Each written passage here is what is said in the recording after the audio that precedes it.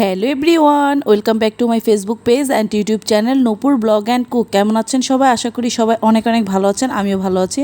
চলে এলাম আবার একটা নতুন ভিডিও নিয়ে। আশা করি ভিডিওটি আপনাদের ভালো লাগবে। তো আজকে হচ্ছে আমি লাল শাক ভাজি করছি। তো প্রথমে আমি পেঁয়াজ দিয়ে দিয়েছি,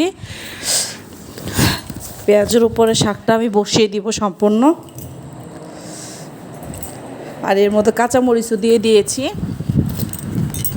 দিয়ে ভালোভাবে ভাজা ভাজা করে নিচ্ছি। আর এর মধ্যে বলে রাখছি, যারা ইউটিউব চ্যানেল থেকে এই মুহূর্তে আমার ভিডিওটি দেখছেন, প্লিজ আমার ইউটিউব চ্যানেলটি সাবস্ক্রাইব করে দিবেন আর সাথে থাকা বেল আইকনটি ক্লিক করে দিবেন, যাতে করে আমি নতুন কোনো ভিডিও আপলোড করলে আপনাদের সাথে সাথে নোটিফিকেশন পৌঁছে যায়, আমার চ্যানেলে ভিডিওটা আপনারা দেখে নিতে পারেন। যারা ফেসবুক পেজ থেকে এই মুহূর্তে আমার ভিডিওটি দেখছেন, প্লিজ আমার ফেসবুক পেজটা একটা ফলো দিয়ে যাবেন, লাইক কমেন্ট শেয়ার করতে অবশ্যই ভুলবেন না পরিবার বন্ধুবান্ধবের সাথে। আমার ফেসবুক পেজ আর ইউটিউব চ্যানেল নাম একই, নূপুর ব্লগ অ্যান্ড কুক। তো এই যে লাল শাক ভাজিটা শেষ হয়ে গেছে। তো এর মধ্যে আমি যে কই মাছ কয়েকটা ছিল, দেশি কই মাছ, এগুলো আমি ভেজে নিয়েছি। ভেজে ওই তেলের মধ্যে আমি পেঁয়াজ দিয়ে নিয়েছি, দেখতেই পাচ্ছেন। আর এই যে রসুনও দিয়ে দিচ্ছি। আর আমার লাল শাকটা কিন্তু ফ্রোজেন করা ছিল। আমি আসলে বেশিরভাগ শাক সবজি আর তরকারি আমি কিন্তু কেটে সুন্দর করে ফ্রোজেন করে রাখি, কারণ আমার ছোট দুটো বাচ্চা আছে। তো যারা নিয়মিত আমার ভিডিও দেখেন অবশ্যই জানেন, আর যারা নতুন নতুন এসে ভিডিও দেখছেন তাদের জন্য আমার এই কথাগুলো।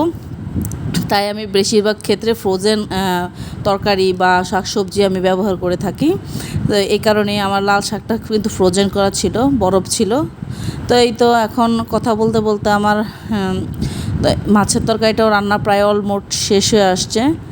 এই যেটা কিন্তু দেশি কই মাছ ভুনা করেছি, কয়েকটা টমেটো স্লাইস দিয়ে দিয়েছি, দিয়ে একটু ভালোভাবে নাড়াচাড়া করে নিব, যাতে মশলাটা বা লবণটা টমেটোর সাথে ভালো যায়। তো এই যে নাড়াচাড়া করে দিচ্ছে। আসলে ভেবেছিলাম কই মাছটা তরকারির সাথে রান্না করব কোনো একটা সবজির সাথে, বাট পরে আর ভালো লাগেনি। মনে করেছি যে আসলে ভুনাটাই করলে বেশি ভালো হয়। কই মাছ ভুনাও কিন্তু অনেক বেশি টেস্ট। যারা খান তো তারা অবশ্যই জানেন।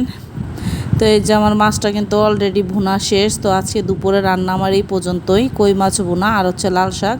তারপর বিকেলে গিয়েছিলাম একটু বাহিরে খাওয়ার জন্য, ঘোরাফেরা করেছি প্লাস বাহিরে খাওয়া দাওয়া করেছি। এখানে চিকেন শিক কাবাব নিয়েছি, 2টা পরোটা নিয়েছি, তারপর নিয়েছি ভাজি, আর এটা হচ্ছে সালাদ। তো আর পাশে মেয়োনেজ দিয়েছে, আর এটা হচ্ছে স্পেশাল নান। এই নানটা তো আমি খাবোই খাবো। এটা অনেকটা পাতা শেপ করে দেয়, অনেক সময় হার্ট শেপ করে দেয়, আর অনেক টেস্ট কিন্তু খেতে। এটা আমাদের টঙ্গী পালকিতে। তো এই তো আমার ছোট ছেলেও বসে আছে, আমার বড় বোন, মেজো বোন, আমার হাজব্যান্ড, আমার বড় ছেলে, ওরাও খাচ্ছে। তো আমার বড় বোন আর আমি এটা নিচ্ছি, আর আমার হাজব্যান্ড আর আমার বড় ছেলে এটা নিয়েছে। আমার মেজো বোন খায় না, ও খেয়েছে চিকেন, তারপর হচ্ছে এগুলা।